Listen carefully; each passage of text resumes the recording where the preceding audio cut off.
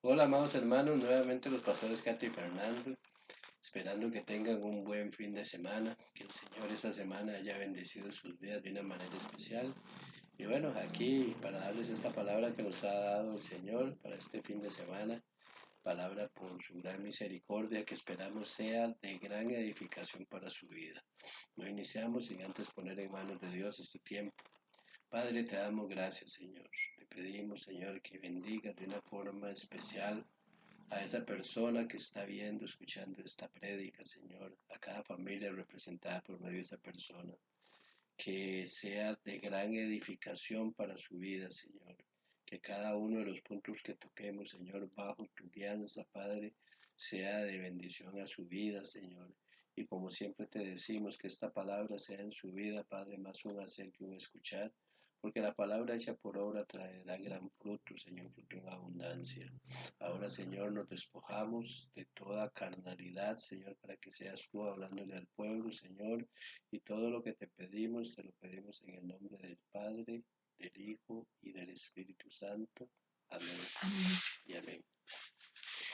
Nos da esta palabra el Señor con el título El amor de Dios.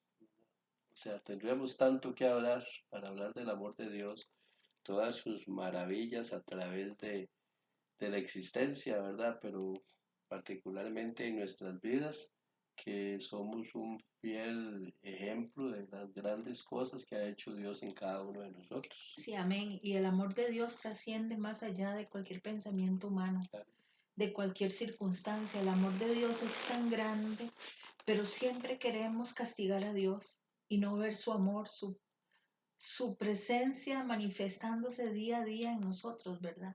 Y derramando de esa gracia, de ese amor y de esa misericordia para nosotros, aunque muchas veces no lo merezcamos. sí.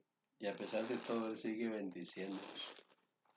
Cuando la gente nos oye decir que Dios ama a todos por igual, sin acepción de personas, reaccionan de diferentes maneras.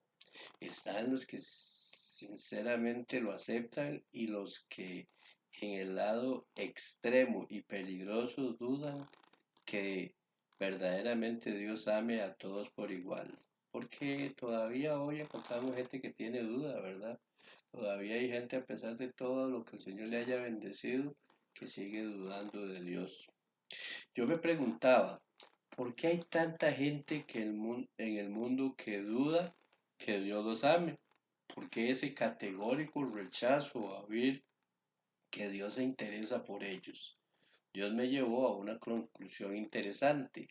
Es que los patrones que mucha gente usa para juzgar y valorar el amor de Dios están influenciados por sus experiencias, por su pareja, sus hijos, sus familiares o sus amigos. Lo peor es que cuando el amor está influenciado por el interés personal, tenemos que tener claro lo que nos dice la palabra, que nuestra mirada debe estar puesta en el autor y consumador de la fe, Jesucristo. Él dice la palabra de Dios también que Él no es hijo de hombre para mentir. Y cuando nosotros ponemos nuestra mirada en cualquiera, puede ser en el padre, en la madre, en un hijo, en un amigo, en el mismo pastor, somos hombres y podemos fallar, ¿verdad? Perfectamente, pero Dios nunca nos fallará. Mucha gente se pregunta, si Dios me amara, ya me hubiera resuelto un mejor trabajo. Si Dios me amara, no estuviera sufriendo esta enfermedad. Si Dios me amara, no me hiciera pasar por esta crisis financiera. Este es un punto muy importante, o diría yo, dos puntos muy importantes aquí para que la gente rechace a Dios. Uno es la enfermedad y otro son las finanzas. Es tremendo ver cómo la gente a través de una enfermedad que va deteriorando cada día, habla más contra Dios, o cuando su condición económica es mala, va a hablar muy mal contra Dios. Pero si Dios me amara, no hubiera perdido mi matrimonio, dice más de uno, ¿verdad? Entre las causas por las que podría estar hablando en contra de Dios. Esta lista se torna infinita y al mismo tiempo interesante, porque son medias verdaderas que describen una realidad innegable. Lo que resulta totalmente cuestionable e inaceptable es pretender responsabilizar a Dios de todos los resultados, que eso sucede mucho, ¿verdad? Cuando la cosa no es como yo quiero, entonces Dios tiene la culpa. Esos resultados negativos que se experimentan en la vida, cuando deberíamos aceptar que la mayoría de los fracasos en la vida son el resultado de nuestras malas decisiones. Y claro que son de nuestras malas decisiones. Nosotros que no nacimos en cuna de pastores, que nosotros pasamos por donde asustan, como decimos muchas veces, podemos ver que aquel montón de decisiones equívocas que tomamos nos Ujú. llevaron a pagar una consecuencia que todavía hoy muchos lamentablemente tienen consecuencias a través de lo que hicieron y en las áreas, en las diferentes áreas, puede ser financiera, puede ser en sanidad, porque eso dice la palabra de Dios que la paga del pecado es muerte, ¿verdad? Ujú, Y ujú. Él está hablando de muerte espiritual, por lo tanto nosotros tenemos que dejar de culpar a Dios y darme cuenta yo, ser completamente sincero conmigo mismo de qué he hecho para que yo esté recibiendo algo. Pero sí les puedo tener, con toda seguridad les puedo decir, Dios no tiene la culpa. Sí, así es. Nos podemos preguntar, ¿por qué juzgar a Dios quien nos ama? Porque Él nos ama con amor inimaginable. Pero es que nosotros siempre juzgamos a Dios. ¿Por qué juzgar que Dios te ama o no? Si pierdes, como decía ahora Fernando, el trabajo, pudo ser por ser impuntual, por ser negligente en las obligaciones laborales, por tener apatía, por mal atender a una persona, por X o por Y situación, pero siempre decimos, si Dios existiera, esto no pasaría, ¿verdad? ¿Por qué juzgar que Dios te ama o no? Como decía Fer ahora, si el matrimonio es disfuncional o se destruyó porque no supimos escoger la pareja, no le pedimos dirección a Dios o porque fuimos infieles al cónyuge y no asumimos un rol en el matrimonio. Y vea que estamos hablando en plural, no solo señalando al hombre, a la mujer también, porque hoy por hoy estamos en, en un mundo que la mujer ha exigido los mismos derechos que los hombres, entonces comete la misma infidelidad una y 100 veces. O quizás siempre lo ha existido, pero antes lo tapaban más las mujeres. Sí, lo que pasa es que esa lucha de derechos se convierte en libertinaje, ¿verdad? ¿Por qué juzgar que Dios nos ama o no? Si nuestro hijo se fue a la droga, borramos, anulamos y cancelamos eso, o es esclavo de la pornografía, porque como padre no pudimos dedicarle el tiempo para establecer patrones en la vida correctos. Pero nosotros siempre tratamos de juzgar, señalar y condenar al que no lo merece. Siempre tratamos de ver que las situaciones malas que nos ocurren es porque Dios tiene la culpa. ¿Por qué juzgar que Dios nos ama o no? Si nuestra crisis financiera es consecuencia de una mala administración en las finanzas. Porque cuando tuvimos, no supimos guardar para cuando pudiera existir una emergencia, porque como por la pandemia que mucha gente quedó sin trabajo, ¿verdad? Nosotros tenemos que ser responsables de nuestros actos y nunca, nunca condenar a otros por nuestras acciones, y mucho menos al Padre de Gloria.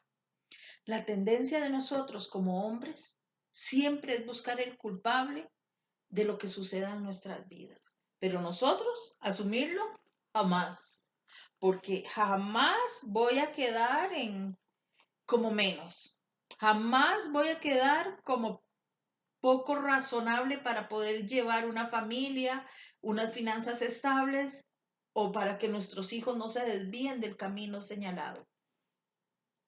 Veamos lo que nos dice Génesis 3:12. Amén.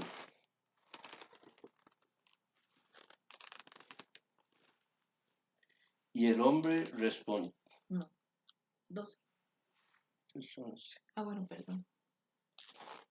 Y el hombre respondió, La mujer que me diste por compañera me dio del árbol y yo comí. Ok. Ahí vemos a un Adán no asumiendo su responsabilidad, su rol. Le está diciendo, la mujer que me diste. Pongamos el compañero que tengo.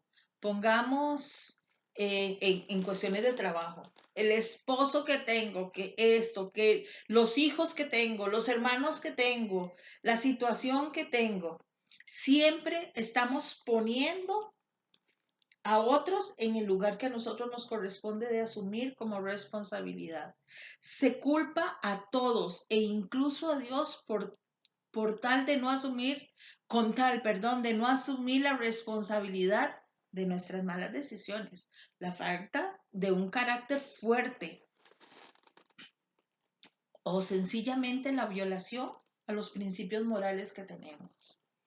La Biblia nos revela que Dios no creó a un robot, sino que creó a un hombre y a una mujer con responsabilidades morales.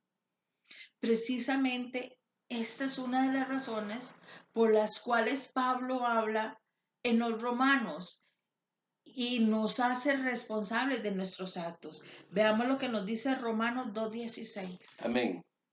En el día en que Dios juzgará por Jesucristo los secretos de los hombres conforme a mi evangelio. Ok, veamos lo que Pablo le está diciendo. Nos va a juzgar Jesucristo conforme a lo que nosotros hemos hecho. Yo siempre he dicho que cuando nosotros partamos de este mundo y estemos delante de la presencia del gran yo soy, Él nos va a pasar nuestra vida como una película consecuencias y en la cual vamos a estar viendo lo bueno y lo malo que hemos hecho. Y qué vergüenza seguramente vamos a sentir cuando el Señor nos muestre todas las cosas feas que hemos hecho, todo lo malo que hemos hecho. Y no le vamos a poder decir, no, Señor, eso yo no lo hice, si Él conoce todo. Pero veamos también lo que nos dice Pablo en los Romanos 14:12. Amén. De manera que cada uno de nosotros dará a Dios cuenta de sí. Ok, aquí estamos viendo que nosotros tenemos que responderle a Dios por nuestras obras, por nuestras acciones, por todo lo que hagamos, digamos, y lo que no hagamos y no digamos. Porque por todo vamos a ser juzgados. El Señor nos va a juzgar con amor perfecto, porque tú y yo somos responsables. Nadie va a asumir mi responsabilidad delante de Dios. Nadie puede asumirla, porque mi responsabilidad es hacer las cosas correctas. Amén, amén. Eso es necesario, que nosotros caminemos derechos. Si hiciéramos una lista de las características del amor de Dios, sería una lista posiblemente interminable. Pero vamos a ver, de momento, tres características claves del amor de Dios. Como número uno tenemos, Dios te ama incondicionalmente porque Él es amor. Y eso es definitivo. La palabra de Dios, los 66 libros de la Biblia están fundamentados en el amor. Esa es la parte predominante de todo el Evangelio. El amor de Dios es descrito en la Biblia como el amor ágape, es decir, un amor incondicional. Dios te ama como eres y muchas personas no entienden el amor de Dios porque creen que son tan malos o han caminado tan mal que Dios no los va a amar. Él nos va a amar así tal y como somos. Sí, amén. Porque dice que Él no vino, dice la palabra de Dios, que Él no vino por justos, que Él vino por pecadores, ¿verdad? Dios no te pone ninguna condición para amarte. Él te ama así como eres. No importa lo que hayas sido o seas en el presente, pecados, vicios, defectos, debilidades. Dios te ama incondicionalmente, sin limitaciones ni condiciones. Su amor no cambia, es eterno, inalterable e inmutable. La medida del amor de Dios al hombre es de tal manera como nos lo dice Juan 3:16. Amén. Porque de tal manera amó Dios al mundo que ha dado a su Hijo unigénito, para que todo aquel que en él cree no se pierda, mas tenga vida eterna. Este versículo es fundamental en toda la palabra, que muestra el amor de Dios, entregar a su Hijo, a su único Hijo, que es a través de la entrega en el sacrificio de la cruz que nosotros recibimos la salvación. Entonces imagínate cuánto te puede amar a pesar de la condición en la que estés. Precisamente nuestra condición pasada o presente es una oportunidad para que experimentemos que el amor es siempre fiel, siempre. Eso no es ni ayer, ni hoy, ni mañana. Es desde el principio hasta el fin, es el amor de Dios. Si hoy experimentamos el amor de Dios es porque Él tomó la iniciativa de amarte primero, tal como eres. Así nos lo dice Primera de Juan 4:19. Nosotros le amamos a Él porque Él nos amó primero. Él nos amó primero. Dice la palabra de Dios que nosotros fuimos predestinados antes de la fundación del mundo. O sea que ni siquiera nosotros estábamos en el vientre de nuestra madre, ya Él nos había amado. Ya Él había hecho por nosotros la obra perfecta. Igual nos lo dice Romanos 5:8. Mas Dios muestra su amor para con nosotros en que siendo aún pecadores, Cristo murió por Nos lo nosotros. vuelve a repetir, aún siendo pecadores, porque te voy a decir que aún nosotros, habiendo experimentado las riquezas de estar en la gloria de Dios, vivir las experiencias maravillosas y recibir los milagros que ha hecho Él en nuestra vida, nosotros seguimos a veces retrocediendo y eso es lamentable. Y escucha lo que nos dice Primera de Juan 4:9. En esto se mostró el amor de Dios para con nosotros, en que Dios envió a su Hijo unigénito al mundo para que vivamos por Él. Vivir por Él. Entonces, muchas veces la gente se pregunta, ¿qué gana esa persona con haber dejado todos los deleites del mundo? Haber dejado lo que es hermoso en el mundo, que no tiene más que ver que con vicio y pecado, y ahora está como muertos. Sí, estamos muertos, pero estamos muertos para Cristo. Nos hemos sepultado en Él. Hemos sido, dice la palabra, juntamente crucificados con Él. Y hoy vivimos más felices que cualquiera que pueda decir que vive inmensamente feliz en el mundo, porque la felicidad nuestra es una felicidad eterna. Ujú. Nosotros tenemos una promesa de vida eterna, la cual nos hace ser felices desde ya. No hay cambio en eso, ¿verdad? Sí, así es. Nosotros muchas veces para sentirnos amados nos tenemos que comportar de una o de otra manera. Amén. Tenemos que ser delante de los amigos de una manera y delante de la gente de nuestra casa de otra, porque necesitamos ponernos máscaras Sí. para calzar con el resto de la humanidad. Pero Dios nos ama sin necesidad de máscaras. Para que Dios nos ame, no necesitamos aparentar otra cosa distinta a lo que somos. No necesitamos aparentar piedad para que Dios nos ame. No necesitamos fingir que somos cristianos para que Dios nos ame. La palabra dice que Dios descubre las intenciones que hay en nuestro corazón. Y sin embargo, nosotros muchas veces queremos aparentar algo. Vemos en la iglesia que son aquellas personas que cuando llega el pastor o la pastora comienzan a hacer cosas para que los noten.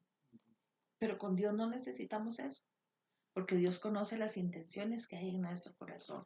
Veamos lo que nos dice 1 Corintios 4:5. Amén. Así que no juzguéis nada antes de tiempo, hasta que venga el Señor, el cual aclarará también lo oculto de las tinieblas y manifestará las intenciones del corazón, y entonces cada uno recibirá su alabanza de Dios. Qué tremendo, ¿verdad? Cómo Ujú. pudiendo ver el amor de Dios también nos está enseñando moral, cómo nos debemos de comportar para, para ser aceptos para ser agradables delante de la presencia del Señor, porque ya somos aceptos cuando lo hemos recibido como Señor y Salvador.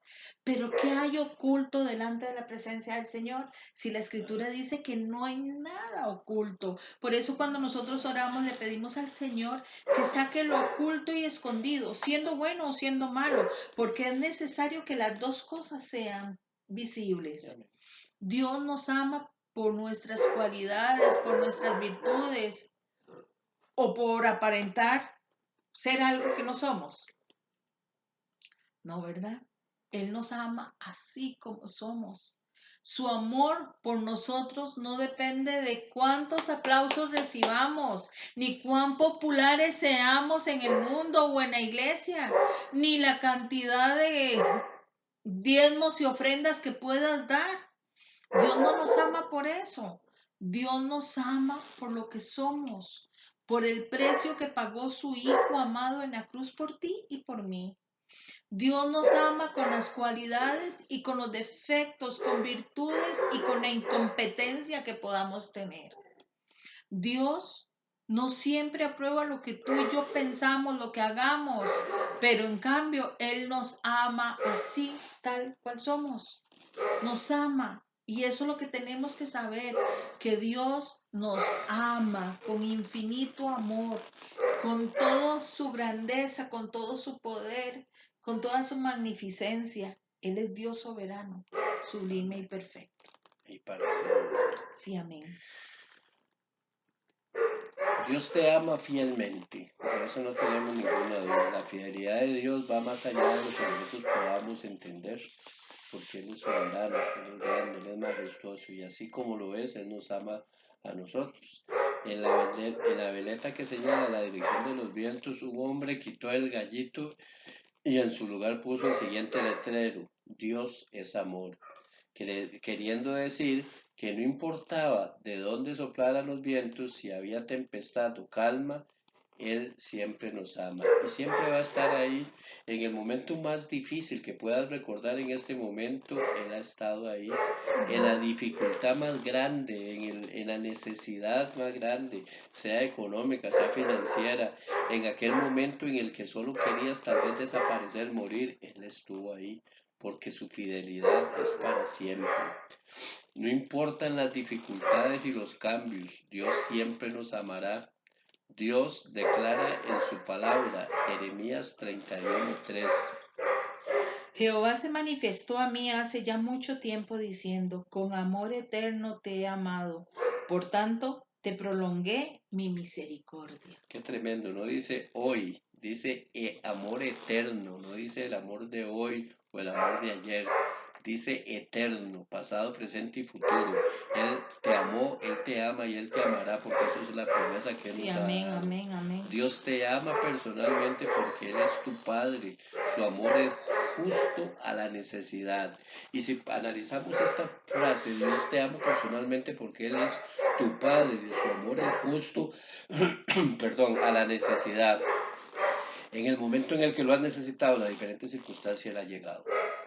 En el momento en el que ya no podías más, Él ha llegado.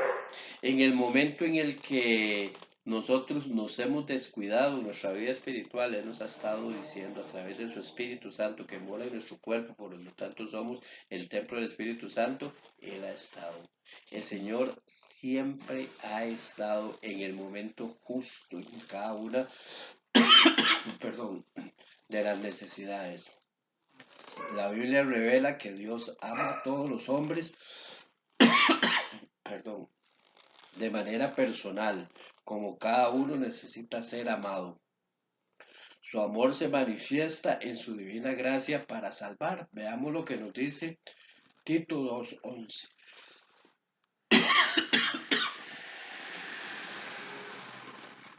Sí, amén. Porque la gracia de Dios se ha manifestado para salvación de todos los hombres. Es su gracia infinita la que nos sostiene. Es por ese gran amor que Él siempre ha tenido para cada uno con nosotros. Esta cita de Tito 2:11 nos lo muestra. Él conoce la medida de amor que necesitamos porque todos somos iguales. Nada escapa a su mirada omnisciente. Me anima y me conforta saber que no soy uno más del montón, porque hay muchos en el mundo, hay millones de personas y nosotros fuimos escogidos en medio de ese millón de millones de personas. O sea, somos privilegiados, es lo que somos nosotros.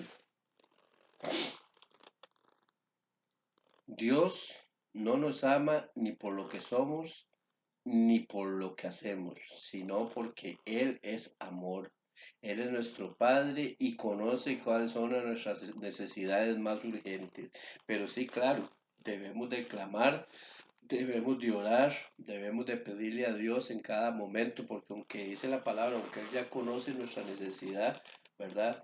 Él ya lo sabe, pero nosotros debemos de expresarle por medio de la oración nuestras necesidades, pero su fidelidad es tan grande que nosotros nunca vamos a encontrar un amor igual ni parecido al amor de Dios. Así es. Podemos comparar el amor de Dios con un Padre lleno de amor, de bondad, de misericordia, de fidelidad, de lealtad. Pongámosle todos los atributos positivos, porque si tú comparas a Dios con tu padre terrenal y quizá tu padre terrenal fue agresor, fue abusador, fue, no sé, ausente, no lo podemos comparar. Y ese ausente tiene muchas cosas, ausencia económica, Sí, ausencia... sí, sí, igual la agresión, Ujú. va más allá, ¿verdad? Pero no, su amor es de padre. La paternidad divina no es física porque no es posible, pero la Biblia nos enseña que Dios nos adoptó como hijos. El apóstol Pablo siempre ha revelado que recibimos un espíritu de adopción por el cual podemos llamar a Dios Padre. Y eso también lo encontramos en Romanos 8, 15, 16. Amén. Pues no habéis recibido el espíritu de esclavitud para estar otra vez en temor, sino que habéis recibido el espíritu de adopción, por el cual clamamos Abba Padre. El espíritu mismo da testimonio a nuestro espíritu de que somos hijos de Dios. Amén. Somos hijos de Dios. Somos hijos del gran yo soy. Somos hijos del Padre eterno. Él nos adoptó como hijos. Él, entregando a su Hijo amado en la cruz del Calvario, abrió una gran puerta de bendición para que nosotros hoy seamos adoptados a precio de sangre. Ya no somos huérfanos, tenemos papá. Y yo cuando papá me defiende, cuando papá hace algo por mí, yo me gozo en el Señor porque tengo papá, porque tengo un papá que me ama en todos los términos, en todas las cosas. Y sé que tengo un papá lleno de amor, de gracia, de bondad infinita. Ahora veamos lo que nos dice Lucas 11:1 con respecto a un padre lleno de amor. Amén. Aconteció que estaba Jesús orando en un lugar y cuando terminó, uno de sus discípulos le dijo, Señor, enséñanos a orar como también Juan enseñó a sus discípulos. Ok, si seguimos leyendo Lucas 11, vamos a ver el Padre Nuestro y cómo comenzó el Señor a enseñarles a orar. Cuando entren a su habitación, les dice, digan, Padre Nuestro. Padre nuestro, esa palabra abarca un sinfín de cosas hermosas y es necesario que usted y yo nos sintamos hijos del Padre amado. El que ora a Dios debe saber que es un Padre quien se acerca y esto implica que debemos de hacerlo con confianza, con quietud o con paz, sin temor, en esa intimidad, con un anhelo, un afecto y una emoción sincera de que Él es papá, de que Él está escuchando. Cuando un hijo viene a contarnos algo, nosotros le decimos, cuéntame. Y ellos vienen, papá, mamá, esto, esto, esto. Así somos nosotros con el Padre de amor. Nosotros tenemos que ir y reconocer nuestra identidad como hijos delante del Padre y reconocer que tenemos papá. Reconocer a ese papá hermoso, hermoso que nos ama con amor perfecto. Su amor es más que una religión y eso lo tenemos que entender. La religión siempre ha sido fría y calculadora. Es la que lleva a los hombres a no poder experimentar el amor de Dios. Pero nosotros tenemos que tener una relación con el Padre, una relación personal y de compromiso con Él. No son los ritos, no son los sacramentos, no son las tradiciones religiosas. Son el medio establecido por Dios para que la gente, nosotros, disfrutemos de su amor, de ese amor perfecto. La Biblia, la escritura nos enseña en Romanos 5:5 esto. Y la esperanza no avergüenza, porque el amor de Dios ha sido derramado en nuestros corazones por el Espíritu Santo que nos fue dado. Esta experiencia personal que tú y yo podemos tener con el Espíritu Santo nos lleva a establecer una relación personal con Dios que va más allá de cualquier rito religioso y a observar, y más allá de observar ritos y sacramentos.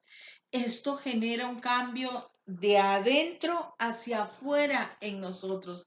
Es necesario tener intimidad para que el cambio venga desde lo más profundo de nuestro ser y después se vea en nuestro ser físico. Amén. Amén. Dios te ama intencionalmente porque eres su hijo. Esto es muy importante. Nosotros tenemos que entender qué es ser hijo de Dios, tener esa identidad como tal, saber que somos herederos del trono de la gracia. Si tú tienes alguna duda conforme a esto, aquí estamos.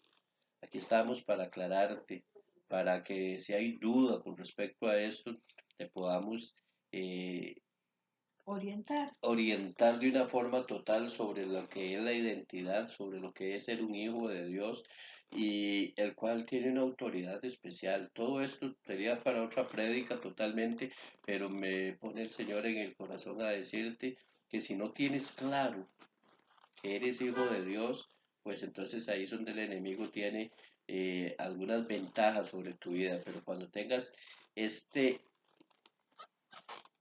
claro que sos hijo y que Dios te ama intencionalmente, no va a haber ninguna duda y vas a poder entender mejor esta expresión. La intención del amor de Dios por ti es conformarte a la imagen de su Hijo unigénito. Este es su amor, deseo, propósito y voluntad. Dios es un Dios de propósito. Veámoslo así. Con punto A, en su amor te salvó. El apóstol Juan, el apóstol Juan aclara en la introducción de su evangelio en Juan 1:12. Mas a todos los que le recibieron, a los que creen en su nombre, les dio potestad de ser hechos hijos de Dios. Ya le recibiste, ya lo declaraste como Señor y Salvador, no puede haber ninguna duda. No puede haber ninguna duda porque dice, les dio potestad de ser hijos de Dios. Hay una mentira del enemigo que te puede decir lo contrario, pero cuando tienes claro que ya lo recibiste como Señor y Salvador y que a veces te deslizas, somos un proceso en las manos de Dios, pero el Señor, sos un hijo de Dios. Escucha lo que nos dice Pablo, lo que nos enseña Pablo en Efesios 2:8 y 9. Porque por gracia sois salvos por medio de la fe, y esto no de vosotros, pues es don de Dios, no por obras para que nadie se gloríe. Muy importante este Efesios 2:8, porque es por gracia. O sea, no es porque lo merezcamos, no es porque hicimos algo o hacemos algo para que ese amor sea reflejado en nosotros. Es porque Él tuvo esa misericordia, esa gracia infinita para con nosotros. Y después no tenemos que hacer nada en especial, porque dice que no es por obras para que nadie se gloríe. Nosotros tenemos que entender que sí, son necesarias las obras, Nosotros como ministerio tenemos que hacer muchas obras, pero nace de nuestro corazón, un corazón transformado por Dios para hacerlas, no con el fin de que por eso lleguemos a la vida eterna, porque eso es una promesa que O tenemos, para ganar algo terrenal. o para ganar algo terrenal. Nosotros no andamos en esa condición, sino que nosotros sabemos que fue por la gracia infinita de Dios. Como punto B, vemos en su amor te transforma. Dios te ama como eres, pero te ama tanto que no te quiere dejar así como estás. Él quiere que cada día seamos mejores, que cada día nos entreguemos más, que cada día nos acerquemos más a Él. Él quiere algo mucho mejor para ti. Él tiene planes y propósitos contigo, porque eres su hijo. De ahí lo importante de tener claro que somos hijos de Dios. El Señor tiene poder para realizar todas las cosas incomparablemente mejor de lo que tú puedes pedir o pensar, porque Él es soberano, porque Él es grande, porque Él es majestuoso, porque no hay uno más grande que Él, y lo que nosotros necesitamos Él nos lo va a dar. Mira lo que nos dice Gálatas 5, 22, 26. Sí, amén. Mas el fruto del Espíritu es amor, gozo, paz, paciencia, benignidad, bondad, fe, mansedumbre, templanza. Contra tales cosas no hay ley. Pero los que son de Cristo han crucificado la carne con sus pasiones y deseos. Si vivimos por el Espíritu, andemos también por el Espíritu. No nos hagamos vanagloriosos, irritándonos unos a otros, envidiándonos unos a otros. Qué tremendo, ¿verdad? Nosotros tenemos esa contienda que será hasta el último día de nuestras vidas de la carne contra el espíritu. La carne quiere hacer algo y nosotros no se lo podemos permitir porque nosotros somos seres espirituales, no seres carnales. Cuando hablamos de que somos hijos de Dios, tenemos que vivir en el espíritu. Y entonces aquí se da esa contienda. Nosotros, ¿me puedes repetir, Katia, el fruto este del espíritu? ¿Lo tiene ahí? Vamos a devolvernos. Gálatas Pero lo vamos a desglosar un momentito. Gálatas 5, 22, 26. Mas el fruto del Espíritu es amor, Amor, contrario al odio. gozo, Gozo, contrario a la tristeza. paz, Paz, contrario a la guerra. paciencia, Paciencia, ninguna alteración puede haber en nuestra vida porque el que está con nosotros es más grande que el que está en el mundo. benignidad, Ser benignos unos con otros, no apartar al hermano. Acuérdate del segundo mandamiento, amarás a tu prójimo. bondad, Bondad, ser bondadosos, es ser, no eh, tener avaricia, sí, no tener avaricia, no estar en contra de aquella persona que la veamos con desprecios y nada, sino que más bien seamos bondadosos, que entreguemos todo lo que tenemos. fe, Fe, la certeza de lo que se espera y la convicción de lo que no se va, al contrario, a dudar de que Dios nos va a dar. mansedumbre. Mansedumbre, ser manso, ser manso, dice la palabra, ¿verdad? Y aquí es muy importante en este tiempo en el que estamos viviendo esta guerra tan tremenda entre Rusia y Ucrania, y que pueda desatar una tercera guerra mundial que sería definitiva. Nosotros tenemos que entrar en paz, Templanza. templanza. La templanza la podemos ver como paciencia, tranquilidad. ¿Sí? ¿Cuál nos queda? ¿Ya? Ah, ya.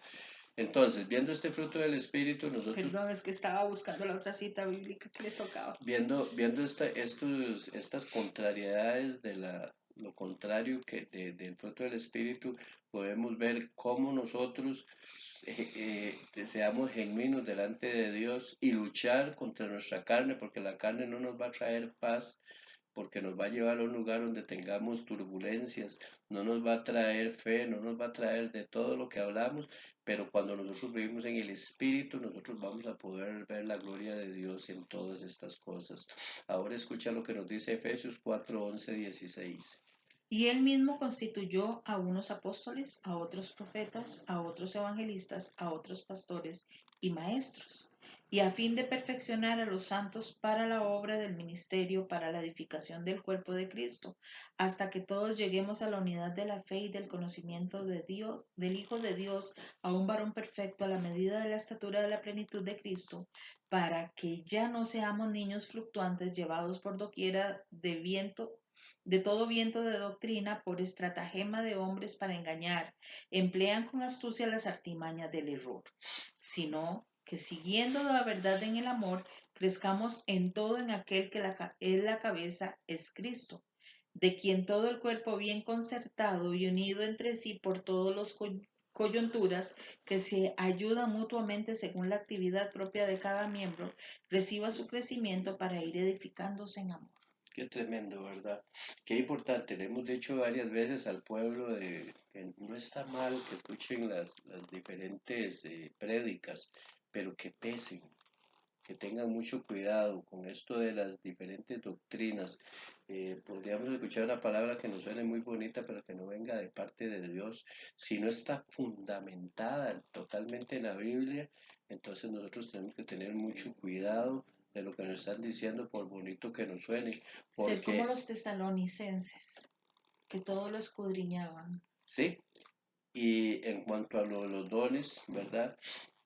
Los dones y los ministerios que Dios le ha entregado a la iglesia son precisamente para que la iglesia sea edificada, para que los cristianos maduren y se comprometan cada vez con Cristo y su iglesia. Pero tenemos que tener claro con respecto a esto de los dones que debemos de pedirle a Dios el discernimiento, cuál es el don que me ha dado, y no vayamos a ser engañados, porque yo no puedo tratar de ser músico, no puedo ser un ministro de alabanza y creer que canto muy bonito y tal vez nada más yo soy el que me escucho a la hora de la verdad, porque Dios da los dones tal y como los necesita para cada uno. Somos una parte del cuerpo de Cristo.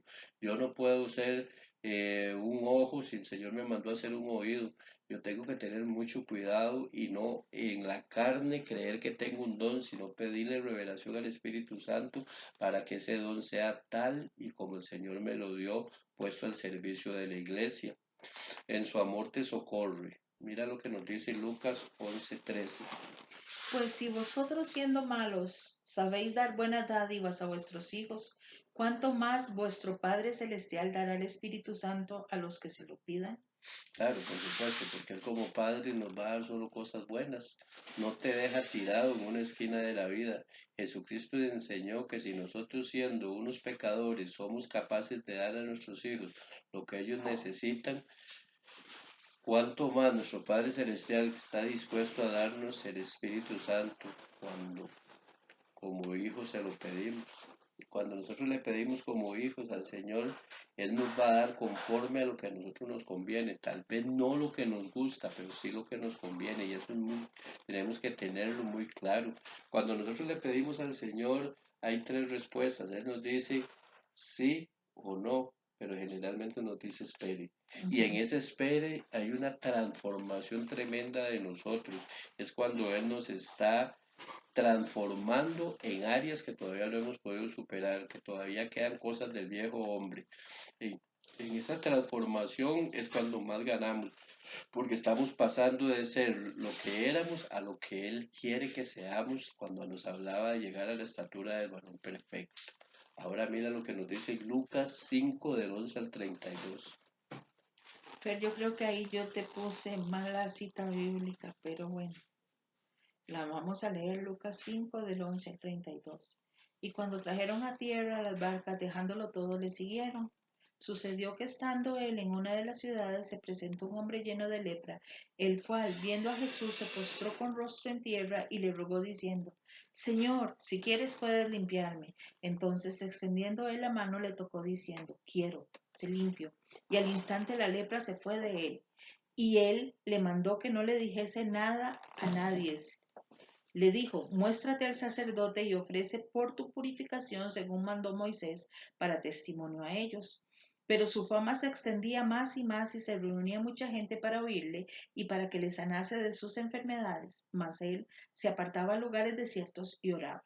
Aconteció un día que él estaba enseñando y estaban sentados los fariseos y doctores de la ley, los cuales habían venido de todas las aldeas de Galilea, de Judea y de Jerusalén, y el poder del Señor estaba con él para sanar. Y sucedió que unos hombres que traían en un lecho a un hombre que estaba paralítico, procuraba llevarle adentro y ponerle delante de él. Pero no hallando cómo hacerlo a causa de la multitud, subieron encima de la casa y por el tejado le bajaron con el lecho, poniendo en medio delante de Jesús. Al verle la fe de ellos, le dijo: Hombre, tus pecados te son perdonados. Entonces los escribas y los fariseos comenzaron a cavilar diciendo: ¿Quién es este que habla blasfemias? ¿Quién puede perdonar pecados si no solo Dios? Jesús entonces, conociendo los pensamientos de ellos, respondiéndole les dijo: ¿Qué caviláis en vuestros corazones? ¿Qué es más fácil decir: tus pecados te son perdonados, o decir: levántate y anda? Pues para que sepáis que el Hijo del Hombre tiene potestad en la tierra para perdonar pecados, dijo al paralítico: a ti te digo, levántate, toma tu lecho y vete a tu casa. Al instante, levantándose en presencia de ellos y tomando el lecho en que estaba acostado, se fue a su casa glorificando a Dios. Y todos sobrecogidos de asombro glorificaban a Dios, y llenos de temor decía: Hoy hemos visto maravillas. Después de estas cosas salió y vio a un publicano llamado Leví sentado al banco de los tributos públicos, y le dijo: Sígueme. Y dejándolo todo, se levantó y le siguió. Y Leví hizo gran banquete en su casa, y había mucha compañía de publicanos y de otros que estaban a la mesa. Y los escribas y los fariseos murmuraban contra los discípulos diciendo: ¿Por qué coméis y bebéis con publicanos y pecadores? Respondiendo Jesús les dijo: Los que están sanos no tienen necesidad de médicos, sino los enfermos. No he venido a llamar justos, sino a pecadores al arrepentimiento. Amén, amén. Qué tremendo, ¿verdad? La fe de estos hombres primero que tuvieron el valor de pasar a este hermano por encima del techo y ellos creyeron, tuvieron fe totalmente en lo que el Señor iba a hacer. Y después la gran enseñanza que nos da el Señor, este, que Él les dice muy claro, ¿verdad? No he venido por justos, sino por pecadores. Y Él está reunido con lo que muchas veces la iglesia de este tiempo no se quiere reunir. Yo me pregunto, cuando el Señor nos da la oportunidad de abrazar a un indigente, a un alcohólico, a un drogadicto, ¿lo hacemos realmente de corazón o lo hacemos nada más porque para que me vean? Es importante que nosotros traslademos el amor de Dios, y eso el Señor nos lo enseña de una manera especial en la parábola del Hijo Pródigo, ¿verdad? Es la mejor manera que tuvo el Señor para ilustrar la fidelidad del amor incondicional de Dios, y a través de esta parábola Él nos enseña cómo es un padre con un hijo. Aunque el hijo se aparte, cuando regresa le abraza, le viste, y todo lo que nos dice esa parábola. Y así es con nosotros el Señor. ¿Cuántas veces nos hemos desviado en algún momento del camino, y el Señor en su inmenso amor nos tiene esa paciencia Fer, infinita, y aquí ¿verdad? podemos ver en esta lectura cómo Dios muestra su amor por todos los necesitados. Y termina esta parábola diciendo que Él no ha llamado a justos, sino a pecadores. Sí. O sea, Él vino por nosotros, los pecadores. Él Amén. muestra su amor porque no nos podemos imaginar el sacrificio tan grande de la cruz del Calvario. Nuestra capacidad mental no lleva más allá, porque lo que nos han vendido, eso es lo que hemos creído. Nos han vendido un Cristo que se cayó, y en la escritura en ningún momento dice que Jesús cayó 3 veces. Si leemos la escritura, Dios jamás va a caer. Sin embargo, creemos en las 3 caídas de Jesús. Creemos en que Jesús solo las rodillas tenía chilladas, como si se hubiera caído. No, Jesús no tenía ni un pedacito de piel en su cuerpo. No nos comamos lo que nos han enseñado equívocamente. Busquemos la palabra, encontremos la palabra y veamos el amor del Dios Padre eterno. No hay forma más grande de ver ese amor que leyendo el Evangelio de Juan. Lee el Evangelio de Juan y vas a entender el amor perfecto del gran yo soy para contigo y para conmigo. Porque Dios es amor y si Él es amor, Él nos ama incondicionalmente. Así es. Y para ir concluyendo, hagámonos esta pregunta. ¿Qué pide Dios a cambio de su amor? ¿Dios nos pide algo a cambio de su amor? Ahí te la dejo, contéstala. ¿Qué creemos? Que creamos en su amor es lo único que Él nos pide a cambio. Que confiemos en su plan de salvación más que en el plan nuestro de vida. Que nos dejemos amar por Él nada más, porque Él quiere llegar a cada uno de nosotros, que le hagamos morada en nuestro corazón, para que nuestro espíritu sea vivificado por el espíritu de Él. Dios nos ama porque somos sus hijos y porque Él es amor.